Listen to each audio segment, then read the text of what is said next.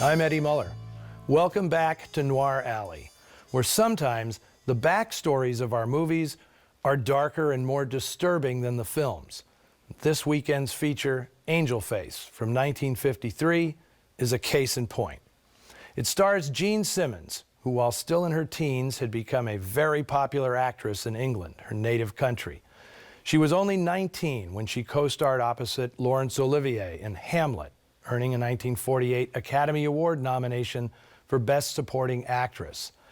And not long after that, she fell in love with London-born actor Stuart Granger and followed him to America, where they both pursued Hollywood careers. Unfortunately, among Simmons's many admirers was RKO boss Howard Hughes, who bought her contract without her consent from J. Arthur Rank. Now, as was the case with many of the beautiful women Hughes gazed upon, his interest in Simmons was more than professional.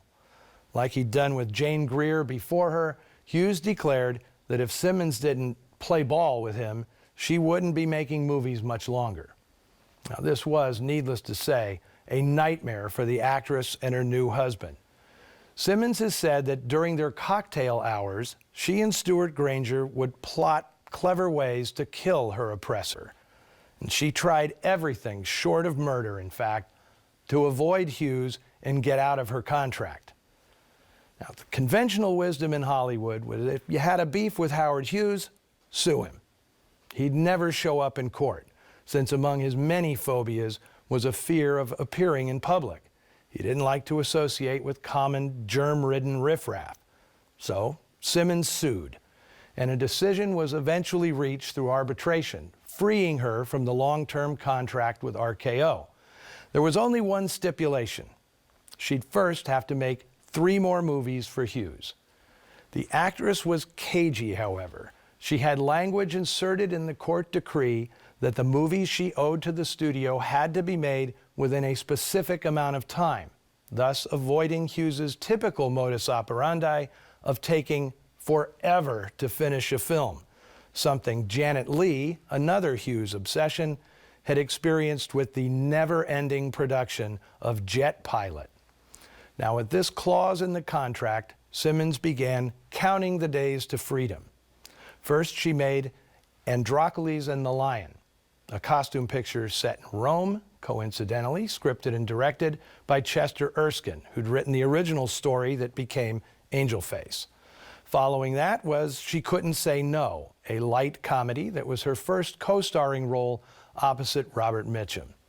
Now, once those wrapped, there was barely a month left for Hughes to squeeze another picture out of Simmons. Now, since she'd done a costume picture and a comedy, Hughes said, "Let's do one of those nasty little murder stories." He culled the files at RKO and turned up an unproduced original by Chester Erskine called, simply enough, Murder Story. Now, more important to Hughes than making a good movie was making the experience a living hell for Jean Simmons. To that end, he asked Darryl Zanuck for a favor, loaning out Otto Preminger, one of Fox's top-line directors. Now, not because Preminger was an efficient filmmaker who could craft a picture on an accelerated schedule, but because he wanted Otto to torture Jean Simmons. Preminger had a nasty reputation on the set, especially to younger actresses. But Otto didn't want the job. He thought the script was terrible. And to show you how badly Hughes wanted his vengeance, he drove himself to Preminger's house in the beat-up old Chevy he reserved for such rare in-person persuasions. He summoned Otto into the car and said, "I need you to make this movie for me." They drove around town for hours while Hughes tried to convince Preminger. And what finally sold Otto was Hughes promising him complete control as both producer and director, something Zanuck had never given him at Fox. Otto's ambition, of course, was to become an independent producer-director. So he said, "Okay, I'm in."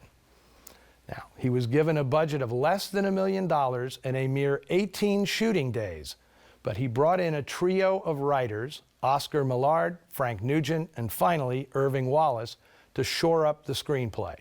and they honed the story's darker elements to a wonderfully suffocating degree, crafting a story that is geometrically precise in its escalating and inexorable dread. Now, Hughes had said, "Hire any writers you want, Otto, and tell the story however you like. All I demand is that you destroy her." Now, I showed Angel Face years ago at one of my first film noir festivals with Gene Simmons as my guest. Now, she couldn't have been more gracious and amusing, but once we sat down to watch the film, the bad memories came flooding back. And before her first scene with Robert Mitchum was over, she retreated to the green room, unable to relive the misery of making this movie. Instead, she devoured a Big Mac and French fries, smoked cigarettes, and told me everything I've just told you, including that in that first scene with Mitchum, where he tries to calm her down with a slap in the face, Preminger called for dozens of takes, demanding Mitchum hit her harder every time, until Mitchum walked over to the director, slapped him in the face, and said, "Is that the way you want it, Otto?" Now, frankly, it's amazing this film got made at all. That it's elegant, eerie, and ultimately devastating is a testimony to the artistry and professionalism of a great cast and crew, a lot of rewrites, and a hugely talented, if tyrannical, director. From 1953, featuring a haunting piano score by Dmitri Tiomkin and starring Gene Simmons in an electrifying performance, here is Angel Face.